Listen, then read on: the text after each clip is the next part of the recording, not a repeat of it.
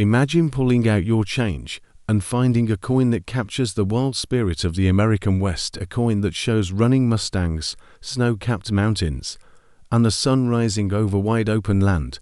That is exactly what you see when you look at the 2006 Nevada State Quarter, and it is one of the most striking pieces in the entire State Quarter program. The Nevada Quarter was the 36th release in the 50 State Quarters program, which had started in 1999, and by 2006 was already one of the most collected series in American history. Each year, 5 new quarters were introduced, and collectors young and old scrambled to find them from circulation.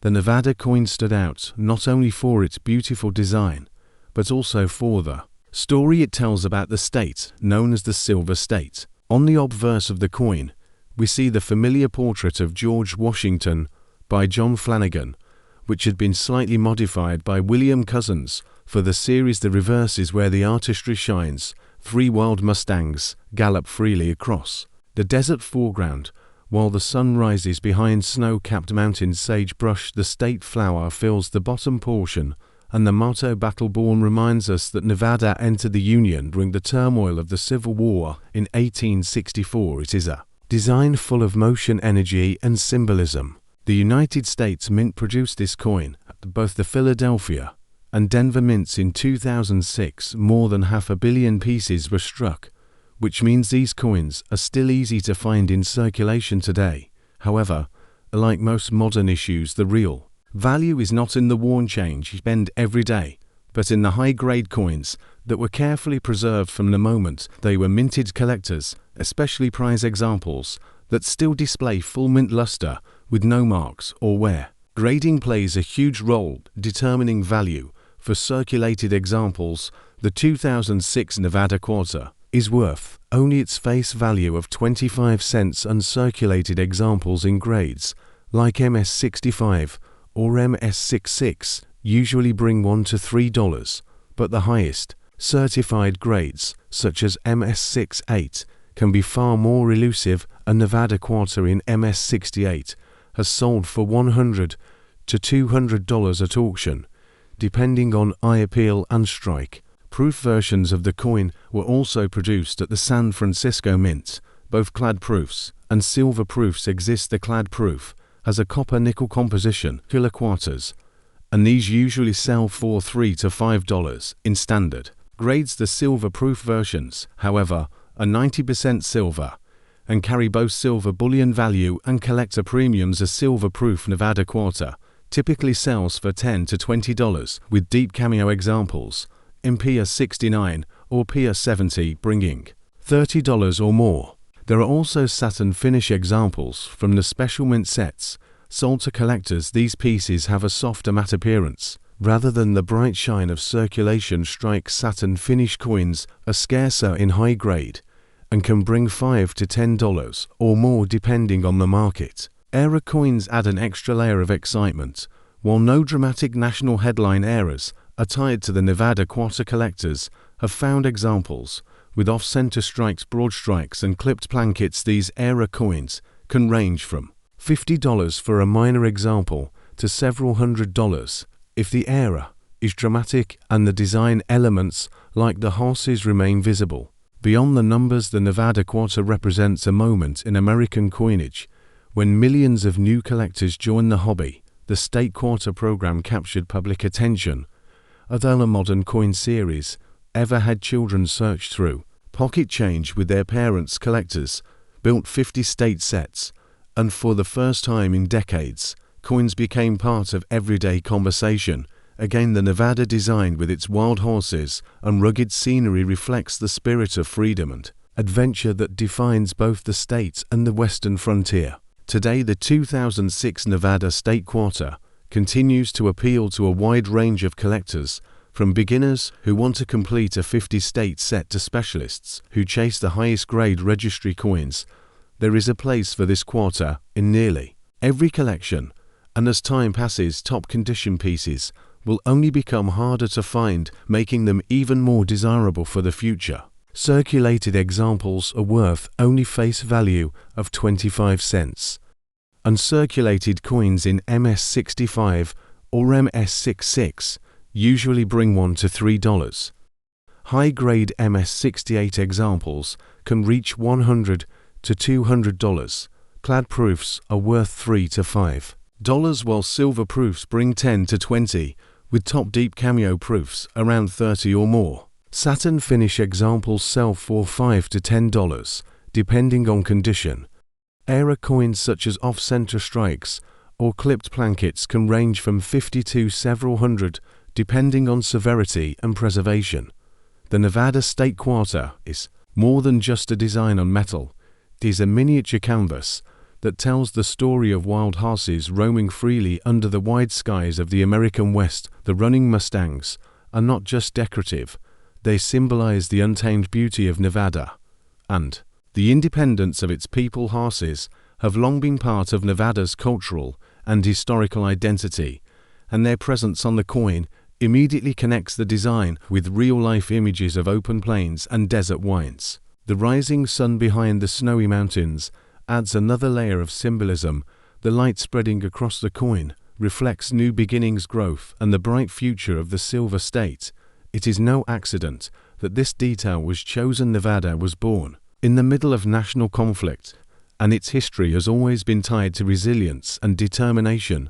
The sun breaking through the mountains is a perfect metaphor for the state's journey. Sagebrush at the bottom of the coin may seem like a small detail, but it carries strong meaning as well. This hardy plant survives in dry and difficult conditions, thriving where many others cannot. Sagebrush is Nevada's state flower, and its presence here represents endurance and strength, qualities that define both the land and the people who live there. Collectors often enjoy the small touches on coins that make them more than just currency, and the sagebrush is one of those quiet yet powerful touches. The motto "Battle Born" across the design highlights the unique way Nevada entered the Union. Unlike many other states, it achieved statehood during the Civil War in 1864, at a time when the nation was divided and uncertain. The phrase "Battle Born" serves as a reminder of that turbulent history and the state's important role in the Union's survival. This detail gives the Nevada Quarter more historical depth than many other state designs. When the coin was released in 2006, it instantly attracted attention, only from coin collectors, but from people across the country who saw it in their pocket change. Many non-collectors who normally ignored new coins suddenly noticed the striking design. The Wild Mustangs in particular stood out from other state quarters that often featured buildings or static objects. The energy of the Nevada design made it memorable and helped to spark interest in collecting. One of the more fascinating parts of the Nevada State Quarter story is its connection to silver mining. Nevada has long been called the Silver State because of the massive silver discoveries in the mid-19th century. The Comstock lode near Virginia City transformed the region and fueled economic growth that helped Nevada achieve statehood, including the rising sun and mountains in the design indirectly honors that mining history, which gave the state its wealth and identity. Collectors also enjoy the fact that Nevada quarters can be found in different versions.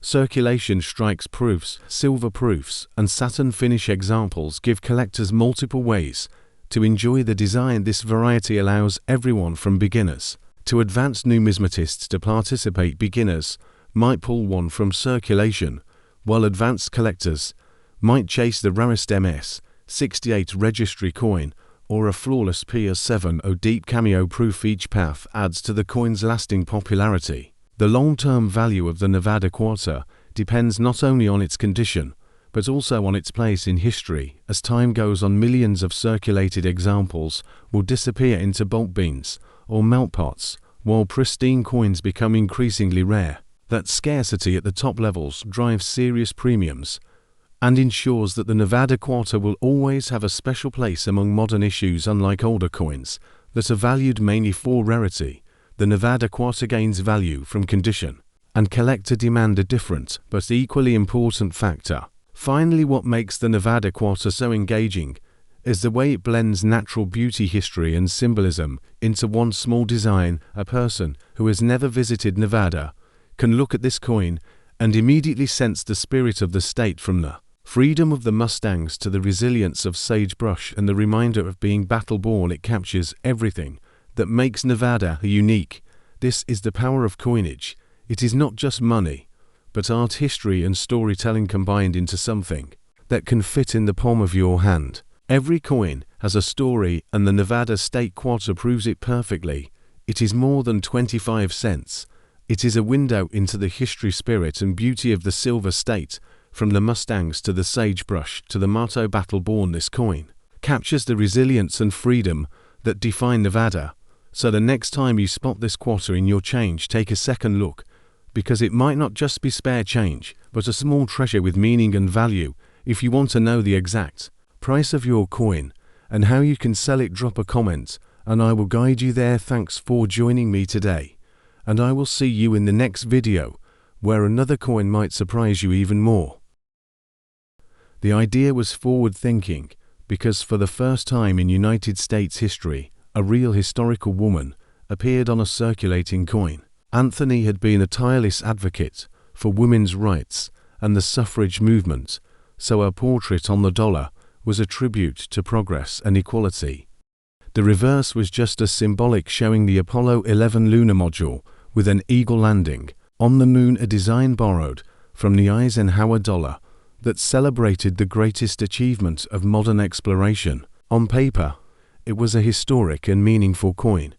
In practice, however, the public was not impressed. The coin was small, about the size of a quarter, and silver in color, which led to endless confusion in daily use. People found themselves handing out dollars when they thought they were spending quarters, and the coin quickly earned a reputation for being inconvenient. By 1981, production had ended, and the Anthony dollar was declared a failure. For nearly 2 decades, no one thought they would ever see it again. Then in 1999, something unusual happened. The nation was running low on dollar coins. Vending machines, transit systems, and other services that relied on them were demanding more supply, and the Sacagawea golden dollar, planned for release in 2000, was not ready yet. Faced with this problem, the United States Mint turned back to the Susan B. Anthony dollar. For one last time, it would be struck and placed into circulation. This was never meant to be a revival of the series. It was a temporary solution to fill the gap until the new dollar coin was ready. That brief moment is what makes the 1999 issue so fascinating. Production was handled at 2 mints. Philadelphia produced nearly 30 million pieces, and Denver produced a little over 11 million. Compared to the hundreds of millions made in 1979, these numbers are tiny, and that scarcity has given the 1999 issues a boost in collectability. They are the lowest mintage circulation strikes of the entire series, and the fact that they were the last ever produced makes them stand apart. Visually, the coin remained unchanged. The obverse still carried Anthony's determined portrait framed by stars and the word liberty, while the reverse still displayed the moon landing with the eagle in descent. But if you hold a coin dated 1999, you are holding the closing chapter of a controversial series. This is the farewell to the first woman on a circulating coin, and at the same time the coin that passed the torch to Sacagawea. The proofs of 1999 are especially interesting. Struck only in Philadelphia, they were produced in small numbers for collectors and sold as part of special sets. Unlike circulation coins, proofs display flawless detail with polished mirror fields and frosted devices. These are not just coins, they are miniature works of art. Being the final proof issue of the series, they have become must-haves for dedicated collectors who want to complete the set. Now, we come to one of the most exciting parts of the 1999 story, and that is the world of minting errors. Every coin collector dreams of finding a mistake, because errors are usually far scarcer and often bring impressive prices. In 1999, several notable errors were recorded. One is the wide rim variety, which shows a larger gap between the date and the rim, making it easily identifiable to the naked eye.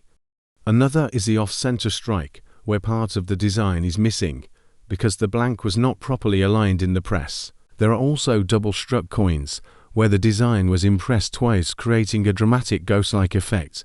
Asterisk, but the most remarkable error is something that almost seems like science fiction. A few Susan B. Anthony dollars were accidentally struck on Sacagawea plankets, the golden-colored blanks intended for the next year's design. Imagine holding a coin that shows Anthony's portrait but shines with the golden hue of Sacagawea. These are incredibly rare, and when they surface at auction, they command jaw-dropping prices, sometimes exceeding several $1,000s. Asterisk 4. Collectors today, the 1999 Susan B. Anthony dollar carries weight, not just for its rarity, but also for its symbolism. It represents a moment of transition, a bridge between two designs, and a farewell to a coin that never fully succeeded in daily life, but later gained a second life in collections. Many people who dismissed the coin in 1979 now look back on it with nostalgia. In hindsight, the Anthony dollar was ahead of its time. It paved the way for future designs, honoring real historical figures, and women in particular. Asterisk, this coin also demonstrates how quickly public opinion can change. Once considered a failure, the Anthony dollar has become a collectible worth hunting. 4. The 1999 issue in particular draws attention because it exists in far smaller numbers than the earlier dates and marks the definitive end of the series. For that reason, even casual collectors often seek out at least one example for their albums or display cases. Asterisk, now we come to the part you have been waiting for. How much is a 1999 Susan B. Anthony dollar actually worth today? The answer depends on condition, mint mark, and whether the coin is a proof or an error. Circulated pieces are worth more than face value, but not by much, and they usually sell for a couple of dollars. High-grade mint state coins can climb significantly, especially those with the Denver mint mark, which tends to bring higher prices. Because of the lower mintage, proof coins can sell for strong premiums, with top-graded examples bringing in impressive figures. Error coins are where things become truly exciting, with values ranging from dozens of dollars to hundreds and in some cases thousands at major auctions. The rare Sacagawea planchet error remains the star of the show and has been known to cross the block for over 7,000. These figures come from a mix of online platforms, dealer sales, and auction records, and they show what collectors are willing to pay today. Asterisk, so if you own a 1999 Susan B. Anthony dollar, do not overlook it. It might be just a circulation strike, or it might be something more. If you want to know the exact value of your coin, whether it is from Philadelphia or Denver, whether it is a proof or possibly even an error, leave a comment with the details. Every coin tells its own story, and values change depending on grade and demand. By sharing what you have, you can get a clearer idea of just how much your piece might be worth. The 1999 Susan B. Anthony dollar is far more than a leftover coin from the past. It is a symbol of the year 1929 was one of the most important turning points in American history. It was the year of the great stock market crash that launched the country into the Great Depression. Millions of people struggled financially, and every cent truly counted. That makes the 1929 Lincoln wheat penny more than just a coin. It was a lifeline in the pockets of ordinary Americans. It bought bread, milk, and daily necessities at a time when survival was uncertain. Holding a 1929 penny today is like holding a piece of that turbulent history. The wheat penny design itself was still fairly new in 1929. It had first appeared in 1909 to celebrate the 100th anniversary of Abraham Lincoln's birth. Victor David Brenner designed the coin with Lincoln's portrait on the obverse and to simple wheat stalks on the reverse, symbolizing prosperity and growth. By 1929, Americans had already grown used to seeing Lincoln on their pennies, but the coin had not lost its symbolism. It was a tribute to a president remembered for guiding the country through its most difficult war, and now ironically it's circulated during one of the most difficult economic crises. When it comes to mintage, the 1929 penny was struck at two locations. The Philadelphia mint produced the largest number while the San Francisco produced a smaller amount with the familiar S mint mark beneath the date. There was no Denver issue that year. Philadelphia struck well over 100 million coins, while San Francisco produced fewer than 50 million. Those numbers may sound large, but when you compare them to other years of the wheat cent series, you realize that the 1929 coins are moderately scarce, especially in higher grades. Millions were worn down in circulation during the hard times of the Depression, and relatively few survived in pristine condition. For collectors, the difference between the Philadelphia and San Francisco issues is important. The plain date Philadelphia coins are easier to find and more common in most grades. The S mint mark coins are scarcer and usually command more attention, especially when found in higher mint state condition. The 1929 wheat penny is also interesting for its connection to hoarding habits of the Depression. Many people began saving coins out of fear of banks collapsing and money losing value, while silver and gold coins were saved more aggressively. Even humble copper cents, like the 1929, were put away by families who wanted security in small change. As a result, some rolls of uncirculated 1929 cents survived, but they are much rarer than other years. Finding one of those bright red gems today is a thrill for any collector. Errors add another layer of intrigue. In 1929, the minting technology was not as advanced as it is today, so mistakes happened. Collectors occasionally find pennies from that year with off-center strikes where part of Lincoln's portrait or the wheat stalks are missing. There are also examples with die cracks, repunched mint marks on the San Francisco coins, or doubled features on the lettering. These errors are not extremely common, but when they appear, they create excitement among collectors and bring higher prices. The coin's historical setting also influences its appeal. Imagine the contrast of a penny minted in the same year as the stock market crash. This little copper piece passed from hand to hand while fortunes collapsed and unemployment soared. Each coin carries the memory of that national hardship. For collectors today, the 1929 wheat penny is more than a number in a price guide. It is a tangible reminder of resilience in the face of economic disaster. As the decades passed, most 1929 pennies wore down to a smooth brown appearance. They continued to circulate through the Depression, through World War II, and well into the post-war years.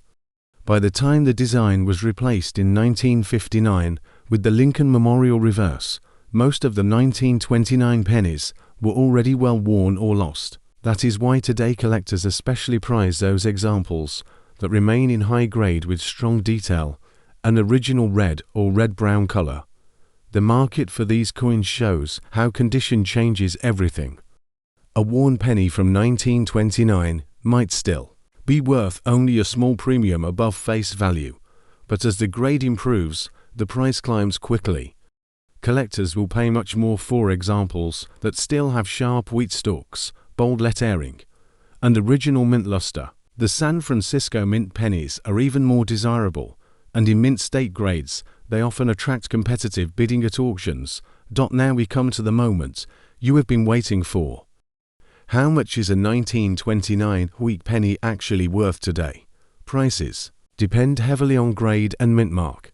A heavily worn Philadelphia example might only sell for a few cents above face value, while nicer circulated coins can bring a couple of dollars. Mint state Philadelphia coins with bright red color can sell for significantly more, sometimes in the dozens of dollars, depending on the exact grade. The San Francisco coins usually carry stronger premiums. Circulated S mint pennies can sell for a few dollars, and mint state S examples can bring well over $50 or even $100 in the higher ranges. Error coins add even more excitement, with some off-center strikes or double dice selling for hundreds. These values are not random guesses. They come from different online platforms, dealers, and auction records where collectors actively buy and sell coins today. If you own a 1929 wheat penny, you might have a piece of history worth more than you realize.